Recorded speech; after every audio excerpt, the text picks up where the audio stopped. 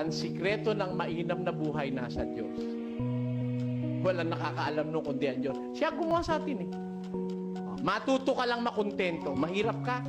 Learn to be content of what you are and you will be contented. Diba? Makontento ka lang kung ano ka. Kaya ako, ganun ang aking paniniwala eh. Gaya ni San Pablo, sa 4 ng Filipos, ganito ating mababasa. Marunong akong magpakababa at marunong naman akong magpakasagana.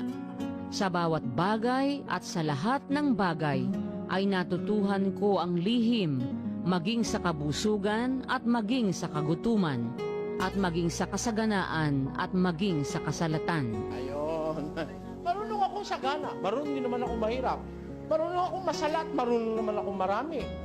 Tayo, kontento siya. O pagka